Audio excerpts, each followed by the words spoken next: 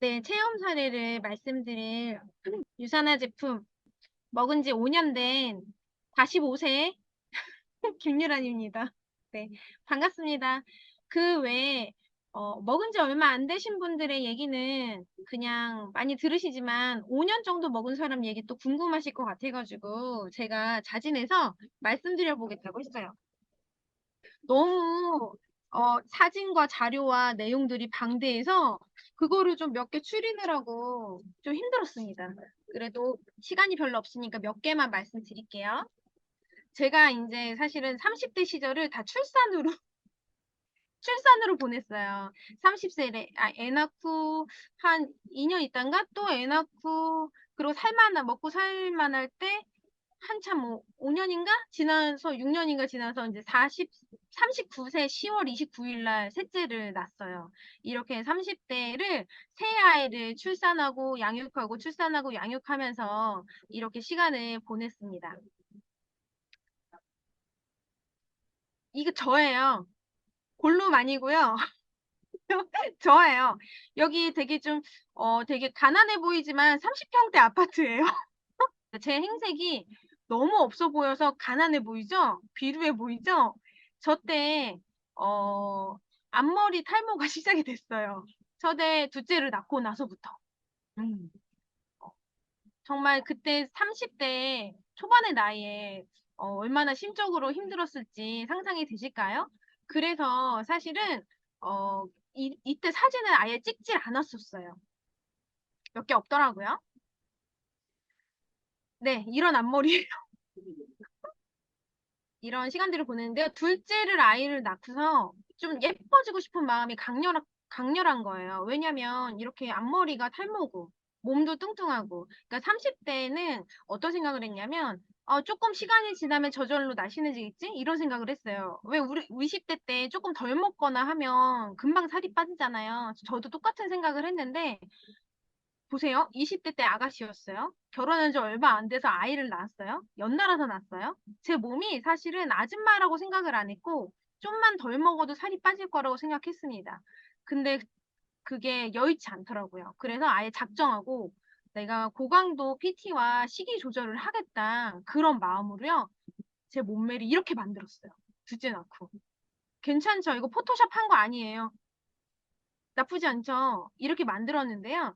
제 얼굴이 이랬습니다. 얼굴과 몸매가 사뭇 좀 매치가 안 되죠? 근데 저 맞아요. 그러니까 고강도로 막 그 PT를 일주일에 주 3회 이상 했고 식단을 정말 철저하게 지켰더니 얼굴은 오히려 이렇게 붓고 몸은 날씬해지는 몸이 되더라고요. 그래도 만족했는데요. 만족한 어느 날 셋째를 낳죠. 그 셋째를 낳고 나서 또다시 탈모가 찾아오기 시작했는데 이때는 좀처럼 이 탈모가 개선되지 않는 거예요. 제가 사진을 아주 조금만 찍은 거예요. 사실 앞머리 이렇게 들면 여기가 다 탈모였었어요. 그래서 좀 부끄러워서 모자를 많이 쓰고 다녔고 병원에 갔더니 웬간하면 생기겠지만 안 생길 확률도 높다고 해서 너무 시간이 오랫동안 탈모인 상태여서 제가 사실은 이렇게 티나나요? 앞머리 가발을 쓰고 다녔었습니다. 어, 티가 안 나는 줄 알았는데 사진 보니까 티가 많이 나네요. 이 둘째 때 고강도 PT도 해봤고 다 식이 조절도 해봤는데 뭔가 피로도도 그렇지만 몸매도 예전같이 되지도 않고 그리고 그 운동이요 너무 힘들었어요. 운동을 하면은 살은 빠지는데 운동이 그만 중단하자마자 살이 다시 찌는 그 요요를 경험했거든요. 한 6개월 뭐 1년까지는 하겠는데 평생 죽어도 그렇게 운동을 못 하겠더라고요. 그래서 제가 다이어트 원리가 무엇일지를 엄청 찾아보고 나서 유산화 거가 좋다고 생각해서 유산화 다이어트를 했고요.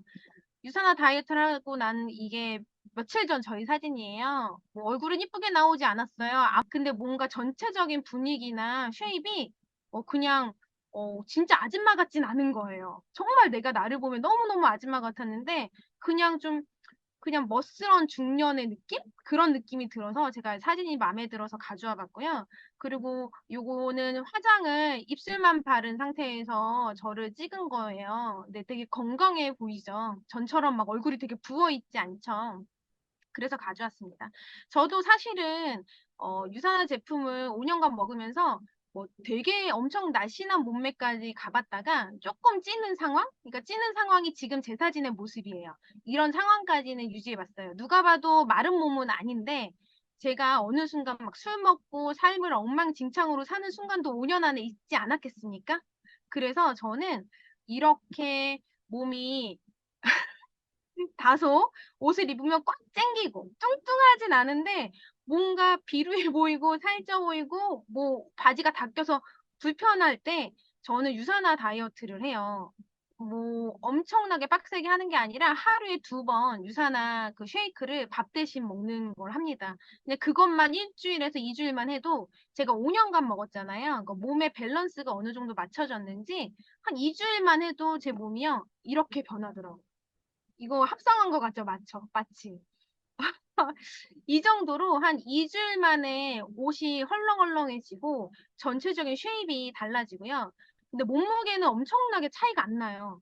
끼케야 1, 2kg 차이 나는데 쉐입이 왜 달라지냐면 붓기가 제가 엄청 잘 붓는 앞에 사진 보셨다시피 뭔가 피로하거나 영양이 부족하거나 강도 높은 헬스나 이런 걸 하면 몸이 다 부어요. 출산하면 몸이 붓고 그러면서 머리카락이 막 빠져요. 그래서 저는 저를 막 노력하고 싶어도 좀 몸을 좀 혹사시키는 그런 다이어트는 저는 안 되더라고요.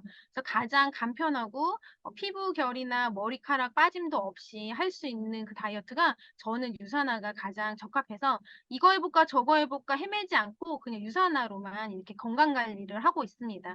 우리가 건강한데 못생긴 채로 건강하고 싶지는 않잖아요. 건강한데 뚱뚱한 채로 뭐 건강해지고 싶진 않잖아요. 이왕이면 예쁜 상태로 건강해지고 싶은 마음이 제가 45살에도 있고 30대에도 있고 20대에도 있었어요. 50살이라고 다를까요? 60살이라고 다를까? 그래서 저는 앞으로 계속 이 다이어트를 할 수밖에 없겠구나라는 생각을 했고요.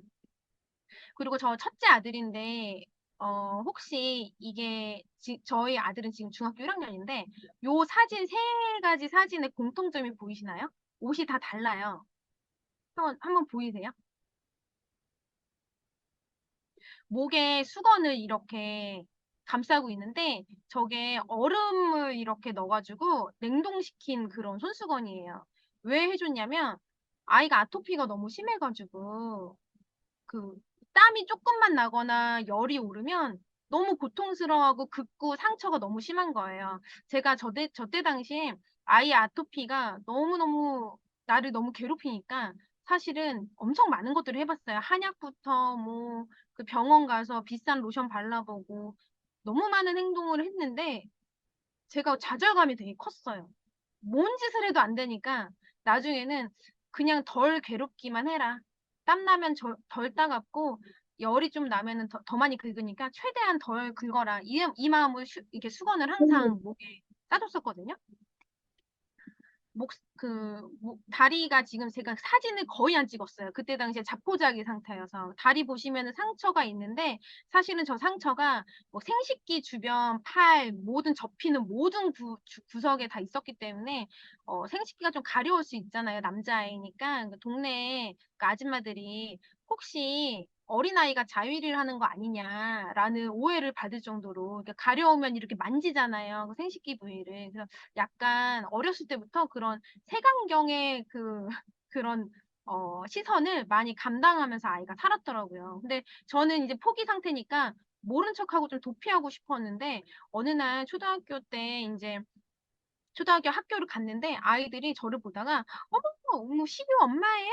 저를 뭐 되게 반기는 거예요. 그래서 나 시유 엄마야. 그래서 우리 아들이 학교 생활을 잘하나 보다 했더니 아이의 상처를 보더니 저 상처가 정말 고양이가 핥혀서 상처 난 거 맞아요? 라고 물어보는 거예요.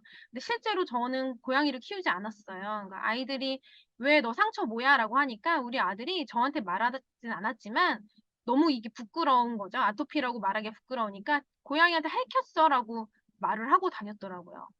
그래서 그때 제가 도저히 안 되겠다 싶어서 저는 다이어트로 유산화를 먹었지만 이 제품이 아토피에도 도움된다는 말을 전혀 믿지 않았지만 그 얘기를 들은 이상 한번 마지막으로 한번 도전해보고 싶은 마음이 들어서 아이들이 이게 목이 다 이것도 좀 나아진 거예요. 이런 상태였거든요. 이게 왜 촉촉하냐면 이프라임을 짜서 발라준 겁니다.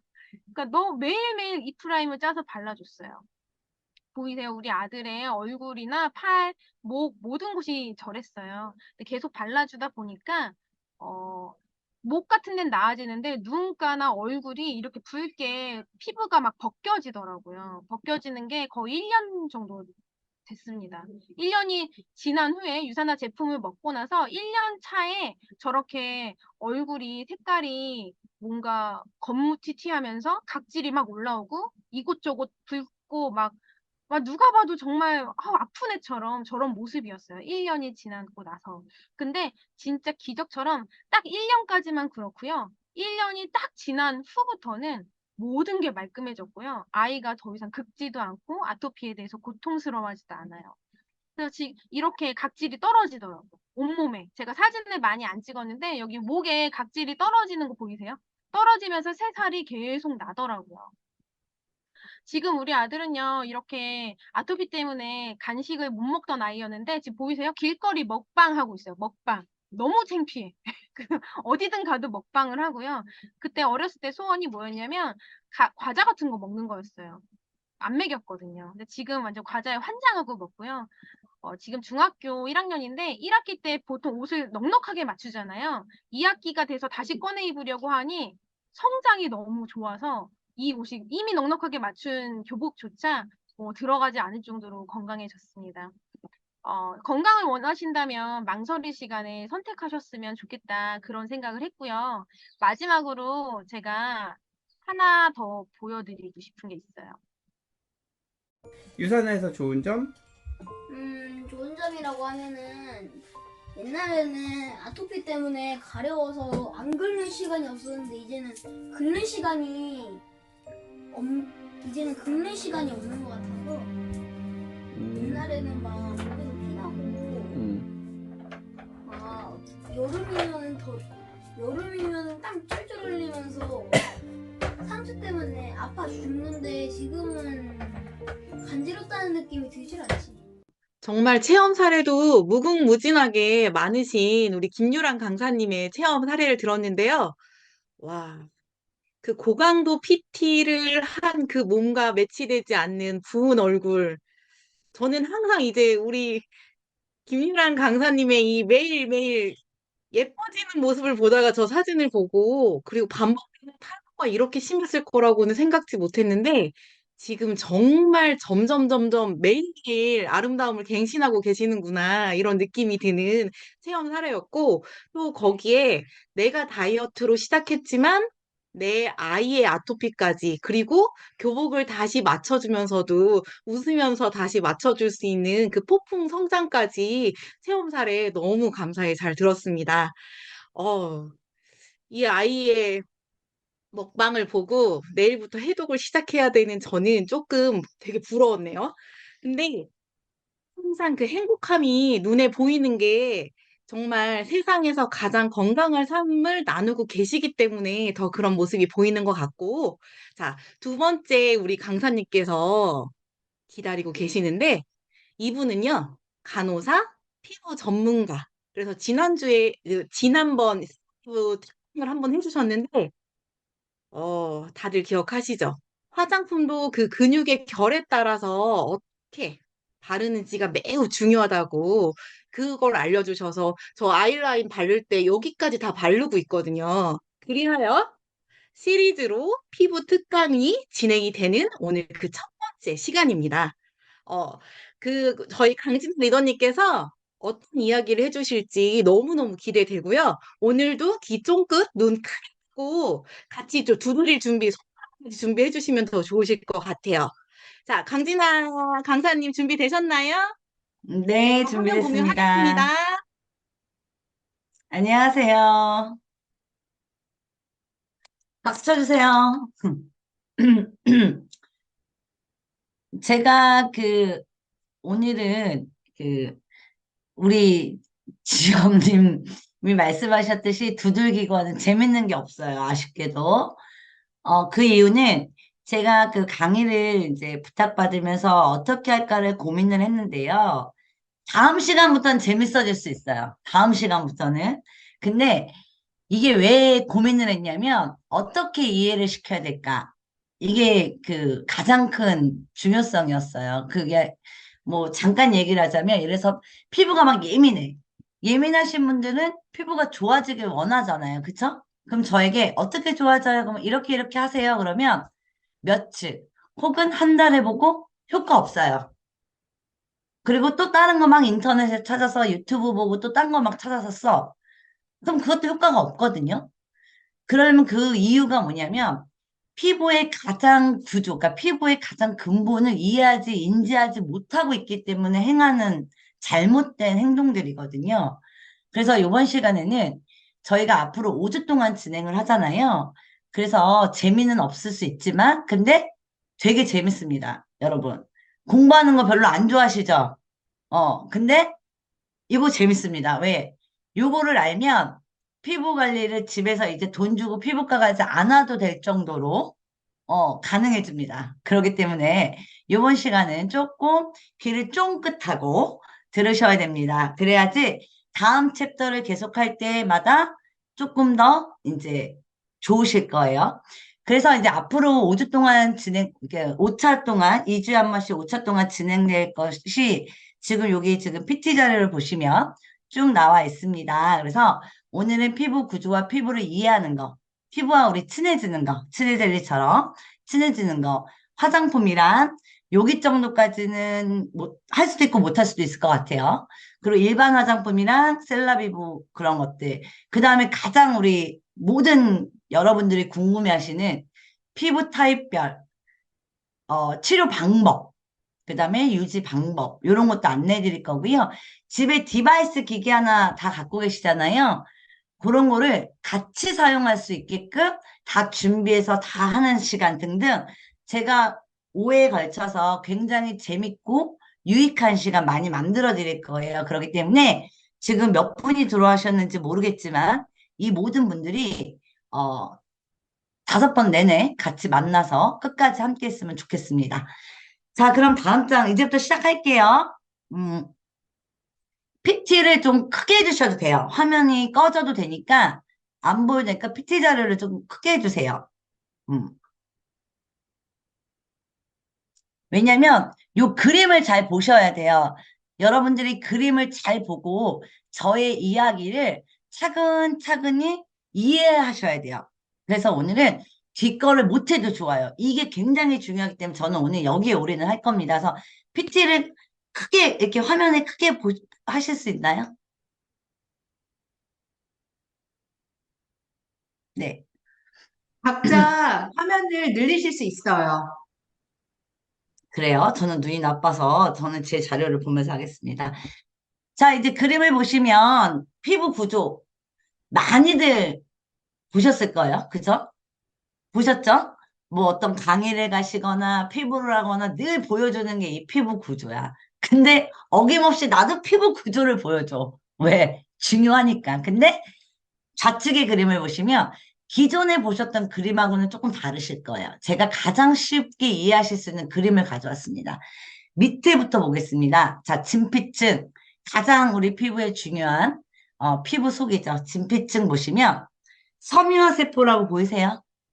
어. 자, 얘가 피부의 세포입니다. 진피층에는 굉장히 많은 것들이 있어요. 근데 우리 모든 분들이 아실 수 있는 것만 제가 추려서 가져왔습니다. 자, 섬유화 세포. 자, 얘는 뭐냐? 세포. 말 그대로 세포. 우리 몸의 세포. 무언가를 재생하고 생성하고 하는 세포. 세포가 진피층에 있죠. 그리고 보시면 콜라겐이 길게 있고요. 엘라스틴이 사슬처럼 되어 있습니다. 그리고 점점점점 히알루론산도 있어요. 얘네가 피부에서 가장 중요한 아이들이라고 다들 인지는 하고 계실 겁니다. 자, 보통 보면 우리가 노화가 오면은요, 어때요? 콜라겐이랑 엘라스틴이 같이 무너진다. 그렇게 하죠. 그 이유가 그림에서 보시면 나옵니다. 길게 사슬처럼 연결이 되어 있는데, 이 중에 하나가 무너지면 어떨까요? 무너지겠죠. 그래서 그거를 꼭 인지를 하고 계셔야 합니다. 자, 섬유화 세포, 얘가 가장 중요합니다. 우리 지난번 시간에도 제가 얘기했지만 여러분들이 피부과 가서 주사 시술을 하실 거예요. 리쥬라닐러, 엑소존, 뭐 샤넬 주사 이런 거 맞죠? 그게 바로 이 섬유화 세포를 건강하게 하기 위해서 여러분들이 돈을 100만 원, 200만 원씩 주고 맞는 겁니다. 바로 이 섬유화 세포를 건강하게 하거나 혹은 재생이 안 되는 섬유화 세포를 재생을 시키거나 그러기 때문에 리주라닐러 같이 재생을 시키는 이런 주사들을 맞게 되시는 겁니다. 자, 히알루론산. 자, 너무나 잘 알고 있는 수분 인자죠. 이게 부족하니까 어때요, 옛날에? 그렇게 물광주사들을 맞아. 물광주사 맞죠? 지지게 아프고, 멍들고, 피나고, 맞고, 며칠 있으면 다 사라질 그 주사를 그렇게들 맞으세요. 네네. 바로 이 히알루론산을 직접 진피에 넣어줄 수가 없기 때문에 화장품으로 피부 속에 넣습니다. 그렇게 아프게 맞는데요. 며칠 있으면 다 사라집니다. 그 이유는 이제 좀 있으면 다 아시게 될 거예요. 풀리실 거예요. 자, 그러면 엘라스틴하고 콜라겐을 잡고 있는 것들이 뭔가요? 섬유화 세포, 히알루론산이 있어요. 그죠? 그렇기 때문에 피부 속이 이렇게 세포가 건강하지 않으면, 그 다음에 또 수분이 부족하면 콜라겐, 엘라스틴이 무너지는 건 당연합니다. 여기까지도 많이들 알고 계실 거예요. 그래서 진피가 중요하다는 건 다 알고 있는데, 여러분들 진피층에 비만세포가 있어요. 비만세포. 그 비만세포가 뚱뚱한 비만세포를 말하는 게 아니라 비만세포가 알러지, 염증 이런 것들을 발생하는 세포예요. 나쁜 애들도 진피층에 있습니다. 근데 진피가 건강하면요. 얘네들이 재구실을 못해요. 그렇기 때문에 섬유화 세포라든지 히알루론산이 가득해야 돼요. 그래서 진피도 중요하다. 그럼 여기서 또 뭐가 있을까요? 대식세포라는 게 있어요. 진피층에는. 이 대식세포는 뭐냐면 면역을 관여하는 세포입니다. 이게 바로 진피층에 있어요. 그러면 우리가 알러지가 나고 이럴 때 이런 것들 있잖아요. 그러니까 외부에서 들어오는 것들을 이 면역을 담당하는 게 진피층에도 있어요. 근데 여러분들이 우리 알러지 나고 이런 것들이 다 보면은 피부 겉에 뭐가 뭐 외부의 환경에 의해서 뭐 외부에 이렇게 자극을 받아서 막 피부가 그런 줄만들 아시잖아요. 전혀 그렇지가 않습니다. 진피에서부터 그런 대식세포라든지 이런 것들이 문제가 생겨서 생기는 원인이 됩니다. 그렇기 때문에 진피부터가 관리가 되어야 된다는 거, 피부는.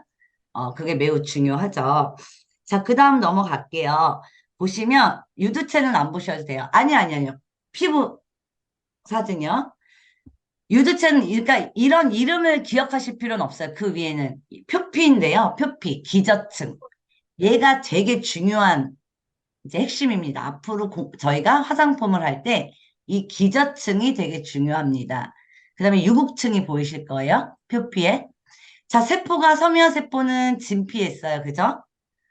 근데 표피에 유일하게 유핵세포, 그러니까 세포 분열을 하는 세포를 가지고 있는 게 기저층과 유국층입니다. 이거 다들 멍하고 계시는데 잘 이제 귀를 이렇게 쫑긋하고 들으셔야 돼요. 그 이유에 대해서 이제 설명을 할게요. 기저층 옆에 보시면 색소세포라고 멜라노사이트라고 보이세요? 네. 자, 우리 이제 모든 우리 여러분들이 제일 궁금하시는 게 기미, 잡티, 색소 올라오는 거. 뭐 이거 궁금하지 않으세요? 궁금하신 분? 죄다 궁금해, 이거는. 죄다 궁금해. 자, 요거는 조금 저도 이제 자료를 좀 하면서 할게요. 왜 기저층이 되게 중요하냐면요. 이게 유핵세포가 있잖아요. 유핵세포가 있어요. 그 유산화 셀라비브 다음번 시간에 얘기한 거지만 제가 왜 이걸 하냐면 유산화 셀라비브는 이 기저층, 진피층까지도 화장품 성분이 들어가서 제가 극찬을 하는 거거든요. 그 이유는 이제 여기서 이제 설명을 드릴게요. 그것도 다음 시간에도 확인할 거예요. 기저층의 이 멜라노사이트는 이게 바로 이제 우리 색소 올라오는 거 있죠. 올라오는 애들, 기미주근깨. 이제 여기서부터 시작이 됩니다.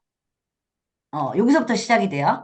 여기서부터 시작이 되는데 이 멜라노사이트에서는 티로시나이자라는 효소라는 게 나와요. 효소. 그래서 우리 많이 들어보셨을 텐데 티로신이라는 거 혹시 들어보셨어요? 영양제 공부하시니까 아실 것 같은데. 이게 아미노산이야, 아미노산. 그래서 영양제 그거 뭐 미국 직구하는 사이트 보면 티로신이라는 것만 따로 사서 이렇게 먹기도 해요. 네. 그 이유도 이따 설명드릴게요. 근데 이 효소가 티로신이나 단백질을 산화를 시켜요. 어디서 또 들리지? 이게 이제 티로신이라는 아이를 얘네들이 산화되는 물질이 만나서 색소들이 여러 가지 분화 과정을 거쳐서 얘네들이 어디로 가느냐? 각질 형성 세포를 통해서 피부 표피로 이제 각질층으로 점점 올라가는 거예요. 이해가 되셨죠? 그러면 우리가 색소가 생기는 게 뭐냐면 기저층에서 이 멜라노사이트라는 아이가 이런 티로신이라는 아이를 산화시키는 효소들이 만나서 생기는 거거든요. 그러려면 색소가 그래서 피부 겉에 위로 올라오는 거거든요. 이 표피층 위로. 근데 우리 여러분들 피부 공부하실 때 강의 같은 거 들으시면 그 각질 각하 주기에 대해서 나오잖아요. 28주기 나오죠. 그러면 얘네가 밑에서부터 이 기저층에서부터 계속 올라와서 28주기 위에 피부가 이제 색소가 이렇게 피부에 보이도록 올라오는 거거든요. 근데 올라오지 않는 사람도 있어요. 잘. 그 이유는 뭐냐면 밑에서 이 멜라노사이트에서 어떤 효소를 영향을 받아서 올라올 때 피부 속이 건강하면 얘네가 덜 올라오거나 중간에 얘네의 산화를 막아줍니다.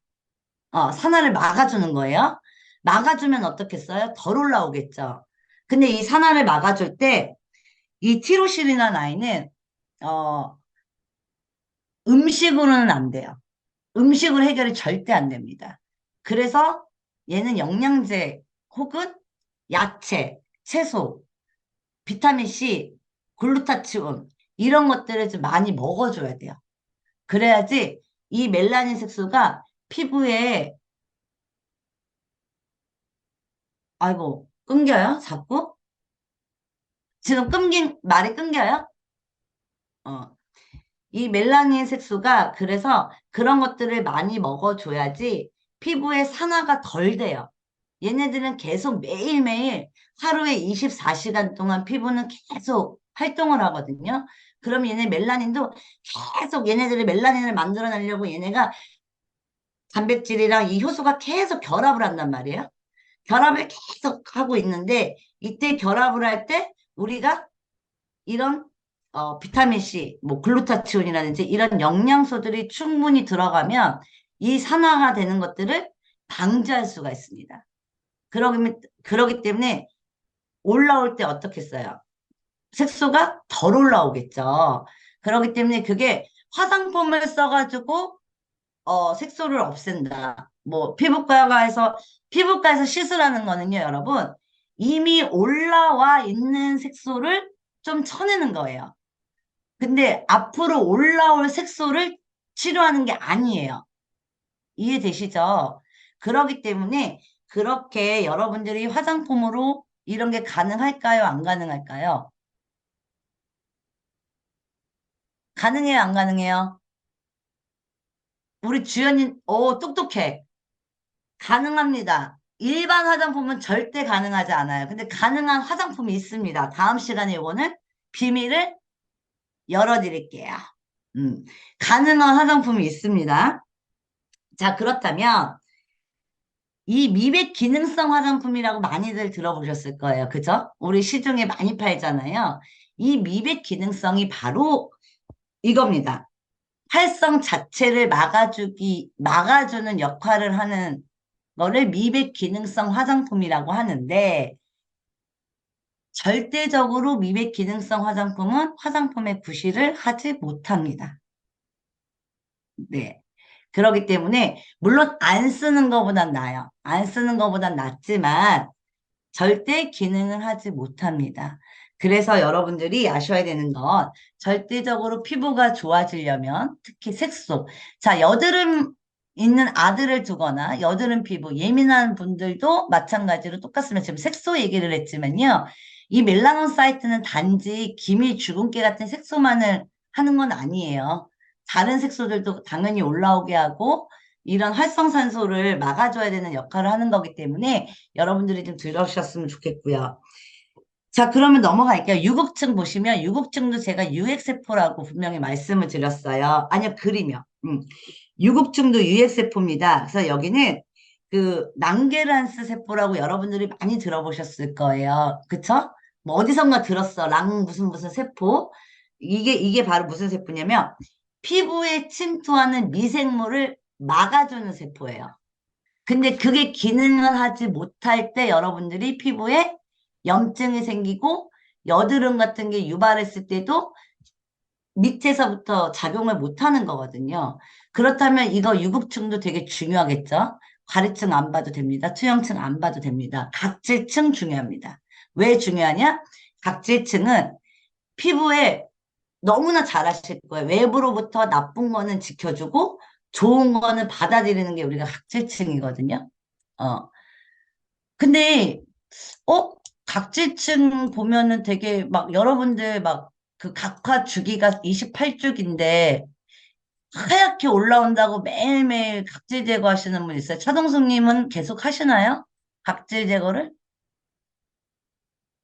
이제 안 하나 보네. 어, 계속 하시거든요.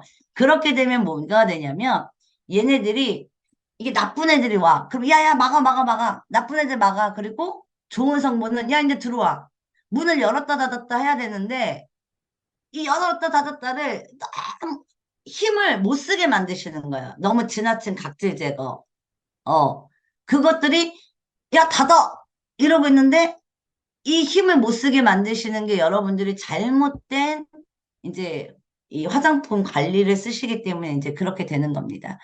자, 또 궁금해하실 게 있으셔서 또 옆에 모양 보시면 진피층에 보면 모낭, 뭐 피지선 이런 게 어디 있어요? 지금 보시면 진피에 있어요. 그죠? 네. 자, 바로 이겁니다. 여드름이든 뭐든 진피가 좋아야 돼요.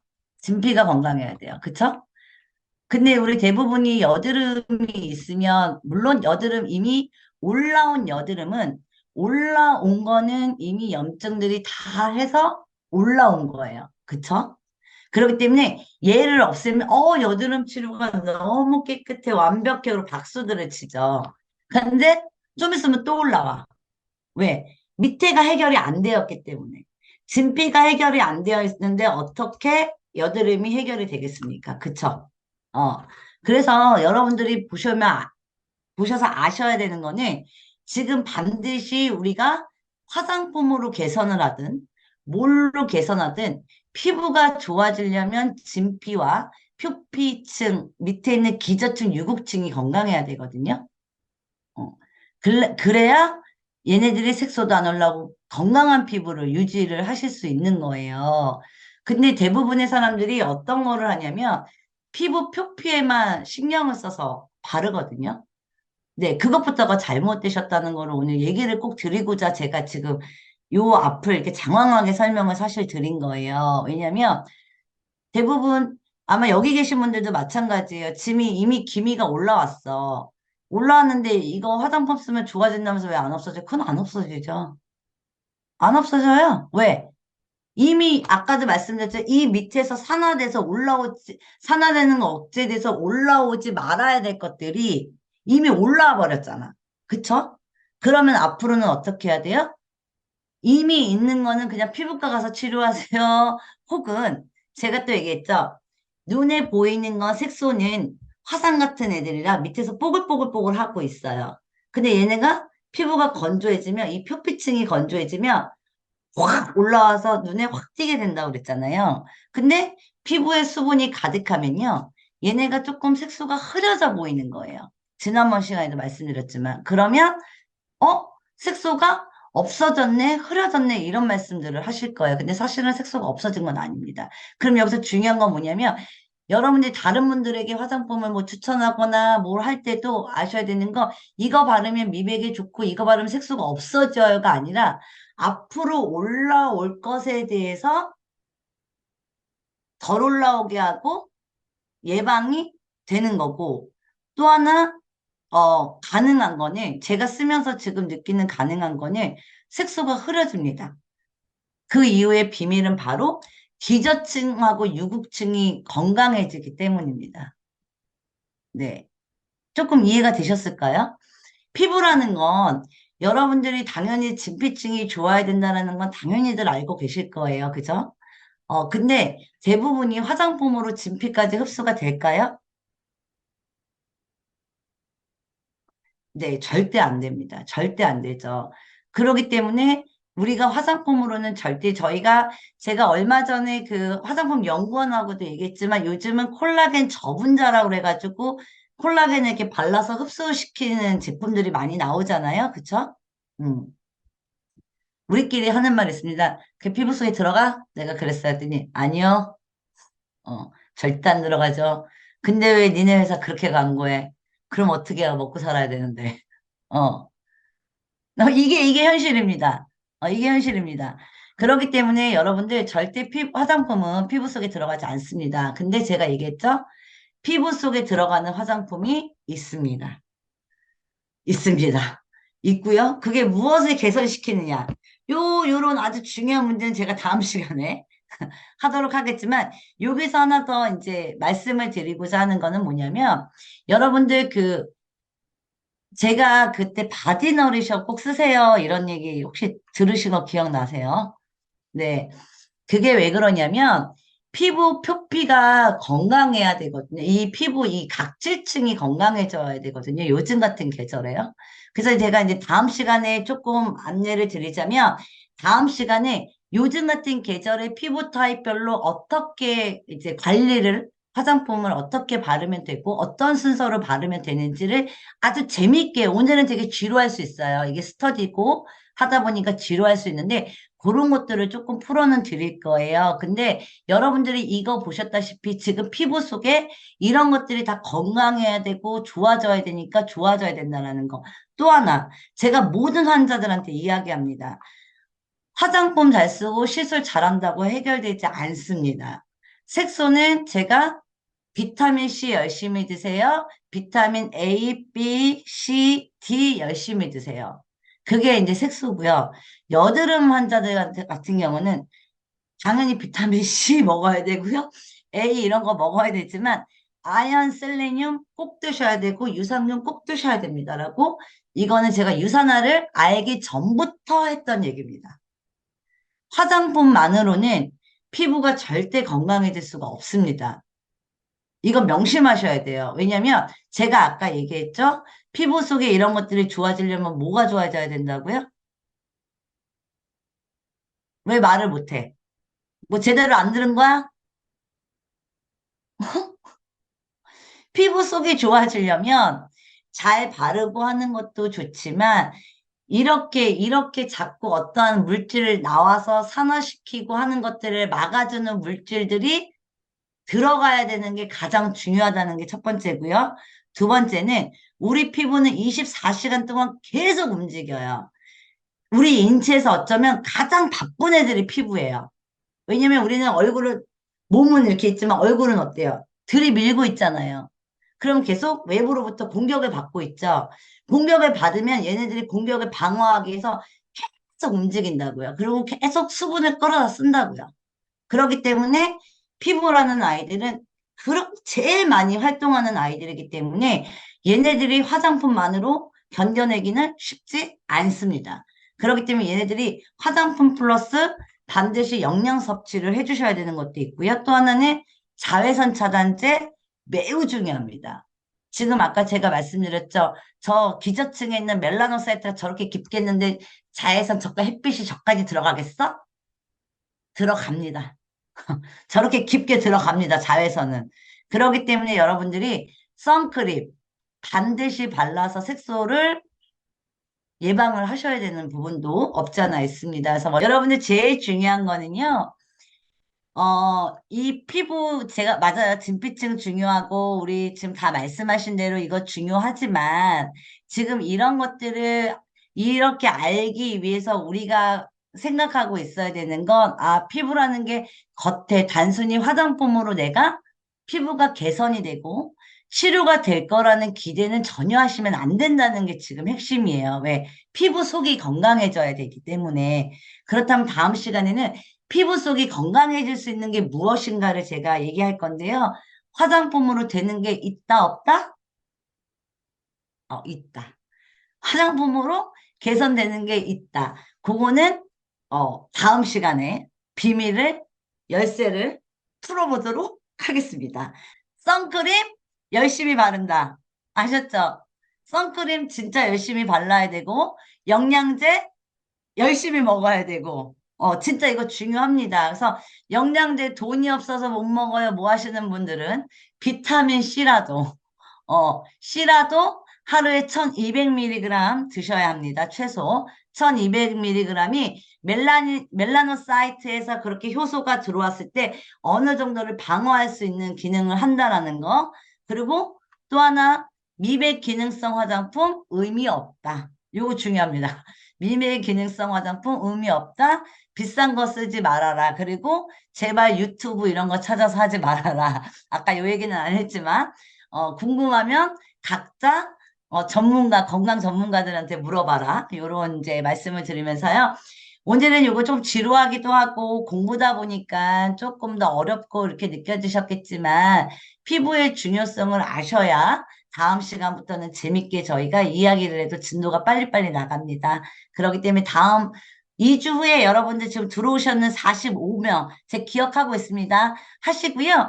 집에 갖고 계신 디바이스가 뭔지 다 찾아보시고요. 만약에 없으신 분들은요. 쿠팡에 5,000원을 주면 이렇게 팔아요. 이렇게 땡기는 것들 있잖아요. 하트 모양. 그거 뭐라 그러지? 이 발사대 다 사셔서 준비들 하시고 3주차나 4주차 때 굉장히 재밌게 해드릴 거고 자 다음번에는요. 피부 질환 그 예민하신 분 우리 하린님이 그 홍조 고민 있으시다 그랬고 또 어떤 분이 색소 때문에 저한테 그 문의를 낭령님이신가? 그때 문의하셨던 것 같고 그런 여러 가지 것들이 있으면 저에게 연락을 주십시오. 그러면 제가 거기에 대한 케이스의 사진과 명확한 임상 자료를 가지고 여러분들한테 어떤 치료를 어떻게 하면 되는지를 제가 기대하십시오. 확실하게 풀어드리겠습니다. 오늘은 여기까지. 빠이빠이. 고민한 흔적이 느껴지는 강의다라고 이야기를 드릴 수밖에 없는데 지루할 거라고 말씀하신 우리 강사님의 말씀과는 달리 정말 시간이 어찌 가는지 모르게 잘 들었어요. 우리 몸이 건강하기 위해서는 기초 영양이 중요하죠. 지금 피부에 대해서도 들으면서 영양제는 필수적으로 먹어야 된다라는 걸 이미 알고 있지만 이 영양제를 먹을 때 어떻게, 무엇을, 왜 잘 골라야 되는지에 대해서 정말 그 노하우, 그 방법을 아낌없이 알려주실 강사님이세요. 자, 신한인 강사님 준비되셨죠? 자, 네, 부탁드립니다. 여러분, 반갑습니다. 네, 저 오늘 어디 방문했는데 저의 피부가 아주 광이 나고 너무 예쁘다며 칭찬을 받았습니다, 여러분. 근데 제가 그 전에는 이뻐지려고 롤링 이거 문지르는 거 있죠? 리무버를 엄청 많이 했었어요. 진짜 열심히 이렇게 문질렀었는데 저번에 진아 강사님의 그 조언을 받고 그걸 안 하고 있어요. 그랬더니 피부가 홍조가 많이 가라앉고 제가 봐도 조금 피부가 뭐라 그래야 돼? 광이 난다 그래야 되나? 좀 이렇게 되게 보호받는 그런 느낌? 그래서 제가 뭐 하지도 않았는데 저에게 처음 본 그분이 피부가 너무 좋다며 그 얘기를 들으니까 또 제가 열심히 셀라 피부에 대해서 막 설명을 했죠. 다 덕분입니다. 감사드립니다. 제가 오늘 영양제 비교 가이드북에 대해서 말씀드리고 싶어서 준비해 보았습니다. 서플리먼트라고 하고요. 세 번째 나온 책이에요. 자, 여기 보시면 우리가 굉장히 많은 영양제들을 만나봤죠, 지금까지. 하지만 저처럼 유산화를 알기 전에 영양제를 전혀 관심도 없고 몰랐던 분들도 계세요. 하지만 영양제에 관심이 없다고 하더라도 나의 아이들이나 아니면 부모님들 또는 어떤 명절이나 행사 때, 스승의 날이나 그런 행사 때 영양제를 사서 선물하는 경우는 굉장히 많은 편에 속합니다. 나는 먹지 않더라도 다른 사람을 위해서, 누군가를 위해서 영양제를 많이 골라보셨을 것 같아요. 하지만 많은 사람들이 영양제를 구입은 하지만 어떤 영양제가 좋은지 이런 고민들은 별로 하지 않고 어떻게 고르는지 별 관심도 별로 없고 잘 모르는 경우가 많이 있습니다. 그래서 이 영상을 한번 같이 보실게요. 안녕하세요. 여에스터입니다. 지난 시간에는 하버드 대학교의 권고이지요. 하루에 한두 번 종합 비타민제를 먹어라 라고 하는 영양제 권고를 말씀을 드렸는데요. 자, 그렇다면 도대체 어떤 종합 비타민제를 선택을 해야 할까요? 자, 그 해답은 여기 보시면 2003년도 발표한 책자인데요. 라일 맥윌리엄이라고 하는 박사가 캐나다 보건성의 위임을 받아서 북미 지역의 비타민제를 평가한 결과가 있습니다. 우리가 영양제 하면 미국이나 캐나다의 영양제들을 되게 좋다. 그리고 많이 수입해서 가지고 오고 또 우리나라의 영양제보다는 외국의 영양제가 좋아, 캐나다보다 좋아, 함량이 좋아해서 많이 또 직구를 이용해서 제품을 구입하시는 분들도 굉장히 많이 있습니다. 하지만 이렇게 많은 영양제들이 너무나 많이 해마다 나오기 때문에 캐나다에서는 야, 영양제가 너무나 많다. 우리나라 자국민들이 올바르게 영양제를 나에게 필요한 거 또 좋은 영양제를 선택할 수 있도록 골라서 먹을 수 있도록 영양제를 비교해서 책을 좀 만들었으면 좋겠어 하고서는 이 책이 4년에 한 번씩 발간되게끔 하고 있어요. 그래서 이 책은 만들어진 지 3번째 나온 책인데요. 이 책을 그 에서 박사님이 우리나라에서도 이렇게 올바른 기준들을 우리나라 사람들도 많이 알아서 이대로 이렇게 기준들을 잘 보고 올바르게 영양제들을 나에게 필요한 영양제, 좋은 영양제를 골라서 먹었으면 좋겠다라고 이야기를 하고 있는 것입니다. 그래서 이 영양제 비교 가이드북이 지금은 현재는 6판이 나와 있지만 이 3번째 책 있으신 분들도 있으실 텐데요. 많이 있으실 텐데 이 책이 영어로 되어 있지만 아주 보기가 편하게 되어 있어요. 짜잔! 영어로 되어 있지만 왜 쉽게 우리가 알 수 있느냐? 여기에 보시면 이렇게 초록색, 빨간색, 그리고 노란색의 막대 그래프를 보실 수 있는데요.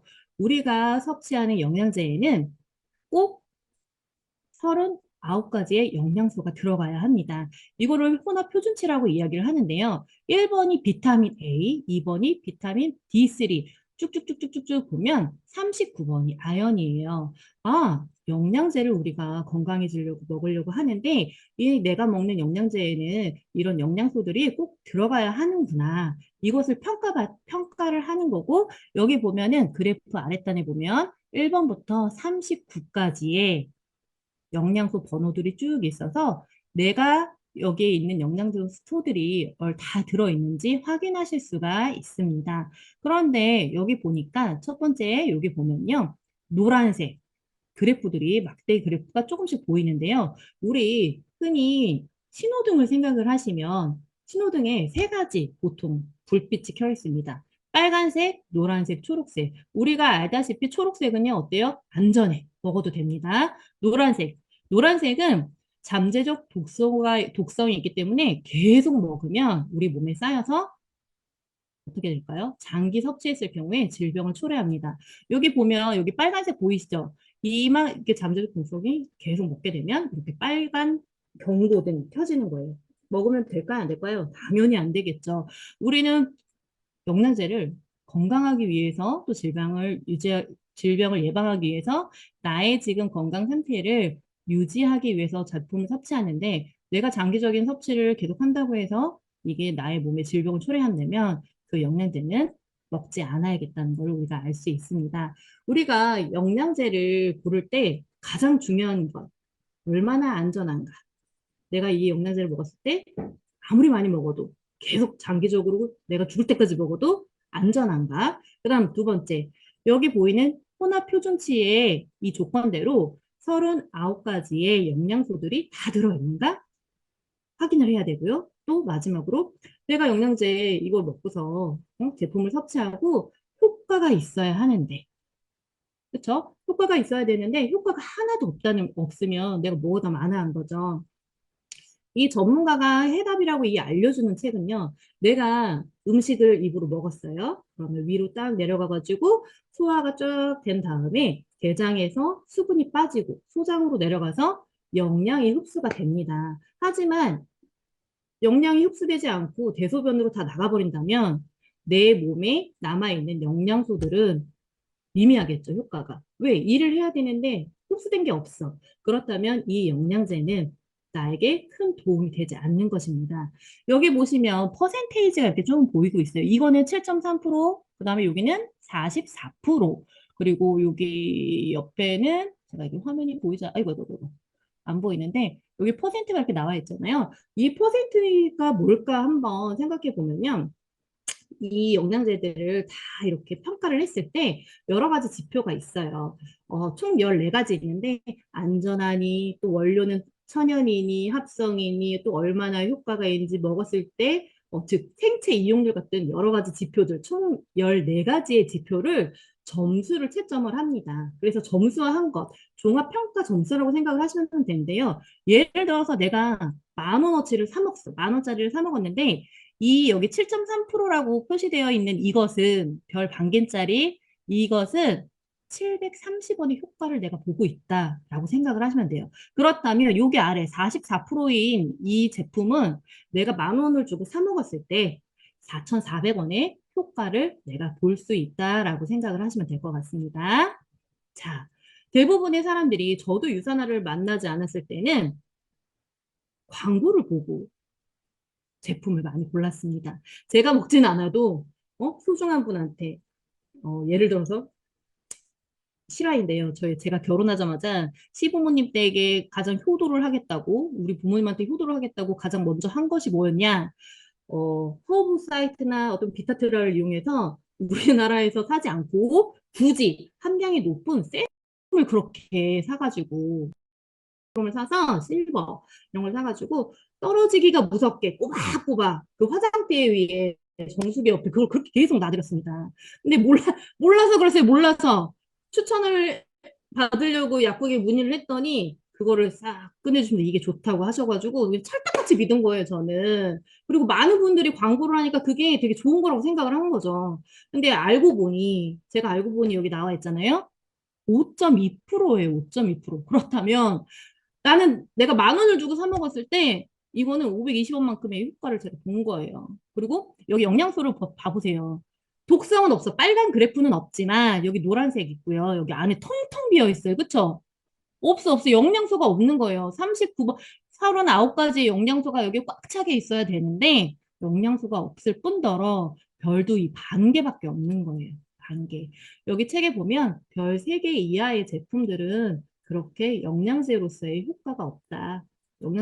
영양제를 먹으나 마나하다. 이렇게 설명을 해주는데 별 반 개의 5.2%라는 것을 이 제품을 제가 열심히 효도했다는 거. 그래서 어느 날 제가 알게 돼가지고 이거 좀 버리셔도 될 것 같아요 얘기했더니 어르신들은요 그거 안 먹었어도 남아있잖아요. 아까워서 버리지 못해. 그죠? 대부분의 그래 그냥 놔둬라 내가 알아서 할게 내가 이따 버리마 해놓고 다음 주에 가면 그게 또 있어. 그래서 이거 몸에 안 좋으니까 드시지 마세요 하고 이거 드세요 하면 이거 다 먹고 이거 먹을게 이런 식으로 대답을 하시는 거예요. 그래서 제가 그 다음에 가가지고 몰래 버리고 이렇게 가방으로 갖고 와갖고 버리긴 했는데 어르신들 또 그리고 주변에 많은 분들이 모르고 드시는 분들이 굉장히 많다라는 걸 말씀드리고 싶어요. 우리가 다이어트를 굉장히 많이 합니다. 저 어릴 때 주변에 그 이모들이 그렇게 이 쉐이크 통을 갖고 다니면서 H라고 써져 있는 걸 저 굉장히 많이 봤거든요. 맨날 먹기만 해, 맛있는 거. 근데 알고 보니 이게 였던 거죠. 우리가 책을 보면서 아니면은 유산화 하시는 분들이 많이 이렇게 설명을 해드리는데 이 표를 딱 보고 내가 유산화 잘 모르지만 이 표를 본다 했을 때 우리는 이 표를 보고 무엇을 알 수 있을까요? 네, 텅텅 비었어요. 굉장히 많이 비어 있죠. 우리의 뇌는요, 너무 똑똑해가지고 영양소가 한 가지라도 부족해도 배고픔으로 표출을 합니다. 내가 분명히 뭔가를 먹었어. 잘 먹었는데 배고프다? 그러면 나는 진짜 배고픔이 아닌 거고 나의 영양소 중에 내가 필요한 영양소 중에 어떤 영양소가 지금 부족하다. 그 영양소가 무엇인지 한번 체크해 볼 필요가 있습니다. 근데 여기 보면요. 독성 그래프가 두 개나 있고요. 여기 퍼센트를 보면은 14.8%로 별 반개예요. 허브라이프의 제품을 열심히 드시는데 계속 배가 고프다거나 아니면 요요 현상을 계속 겪으시는 분들은 이 부분을 모르기 때문에, 이 사실을 모르기 때문에 계속 드시는 부분들, 그냥 믿고 드시는 분들이 굉장히 많은 거죠. 이런 분들한테는 꼭 이 표를 보여드리고 알려드리면 좋을 것 같습니다. 자, 그리고 이 책에 보면은요, 굉장히 충격이었던 게 뭐냐면, 아직도 팔리고 있는 제품들이에요, 시중에. 그런데 퍼센테이지를 쉽게 한번 보실까요? 맨 아래 보시면 여기 빵점도 있어요, 빵점. 0.0%. 하지만 팔리고 있어요. 그리고 영양소가 하나도 없는데 거의 없죠. 전무예요. 그리고 독성도 막 이렇게 있고 하는데 팔리고 있다는 거는 사람들이 아직도 사기 때문이에요. 그분들이 이 사실을 알면 사 드실까요? 이런 제품들을? 모르기 때문에 독성이 가득하고 영양소가 꽉 차 있지도 않은데 이런 제품들을 먹어도 분명히 효과가 없습니다. 하지만 그럼에도 잘 팔리고 있다는 사실은, 그럼에도 소비자가 있다는 사실은 이러한 사실들을 모르기 때문이에요. 자, 우리가 가장 많이 알고 있고 들어봤었고 우리 부모님 세대들이 많이 섭취하셨던 제품이에요. 암 A사. 이 제품인데요. 이가 지금도 많이 인기가 있지만 여기 보시면 독성은 없지만 별이 3개가 아니에요. 그렇죠? 최소한 3개 이상의 제품을 드세요라고 말씀을 드려야 되는데 별이 1개라는 것. 그리고 23%는 내가 10,000원어치를 샀다. 10,000원을 지불했을 때 2,300원어치의 효과를 볼 수 있다라는 그런 얘기입니다. 하지만 영양소가 굉장히 많이 비어 있습니다. 제가 만났던 어떤 그런 분들 중에 나는 계속 꾸준히 먹었어. 근데 효과를 잘 모르겠더라. 많이 좋은지 안 좋은지 잘 모르겠어. 라고 대답하시는 분들이 굉장히 많은데 그럴 수밖에 없는 이유가 뭐냐면 너무나 많은 영양소들이 비어있기 때문이라고 저는 지금 안내를 드리고 있습니다. 그래서 텍스 대신에 많은 것들을 생각해 볼 수 있는데 유산화 제품 중에서 추천해 드리는 거 어떤 제품이 있을까요? 저는 유산희 멀즈 떡스랑 가장 비슷한 제품이 뭐야? 라고 물어보면 유산희 멀즈가 우리 어린이 영양제 유산희 멀즈 있죠? 이 어린이 영양제 유산희 멀즈가 이 함유된 함량보다 3, 4배가 더 많아요. 하지만 가격은 굉장히 저렴하죠. 그래서 저는 비슷하지만 더 좋은 거는 어린이 영양제고요. 어린이 영양제보다 더 좋은 영양제는 또 헬스팩이를 어른들이 섭취하는 헬스팩이 있다고 안내를 드리고 있습니다. 자, 그런데 우리 아까 유선님 월즈에 이어서 여기 보시면 별 5개짜리 나왔고요. 90%가 넘는 점수를 받은 게 있습니다. 바로 뭐죠? 여기 유산화 헬스사이언스. 영양소를 보세요. 대부분 100만 채워줘도 너무나 대단하다, 너무나 값어치 있다, 너무나 잘 만들어졌다라고 얘기하지만 대부분의 성분을 보면요. 100%가 넘는 것들이 굉장히 많이 있습니다. 그쵸? 그리고 별 5개에다가 그 종합평가 점수를 봤을 때 90점이 넘는 96.1 이렇게 있는 점수를 받았다는 거는 너무나 완벽한 우리 여기서 세계 1등 영양제라고 많이들 이야기하잖아요. 저희 예전에는 세계 1등 영양제라고 이야기를 하는 너무 이해가 안 가는 거예요. 유산화 사람들이 그렇게 이야기하는데 유산화에서 그렇게 평가를 했나 보지? 자기네들 기준으로 평가를 했나 보지? 라고 물어보는데 유산화 회사에서 이거 만든 책인가요? 아니죠.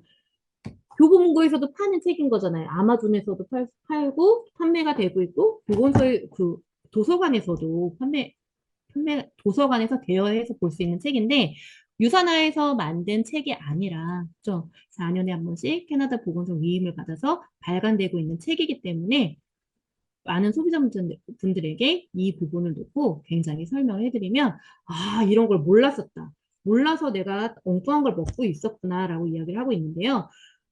다이어트 제품을 많이 물어보시는데 이 다이어트 제품들 중에서 유명한 연예인들이 이 회사의 제품을 먹고서는 다이어트에 성공했다고 광고를 굉장히 많이 해서 물어보시는 경우가 있어요. 이게 알파벳 순으로 나와 있어 하필 유산화 헬스 사이언스 옆에 나와 있는 이 한번 보실까요? 제품을 보시면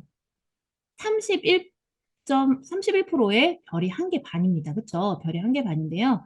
비어있는 영양소도 많이 있고, 하지만 독성은 없지만 굉장히 가격이 비싸요. 어떤 제품으로 했을 때 더 효과가 좋을까요?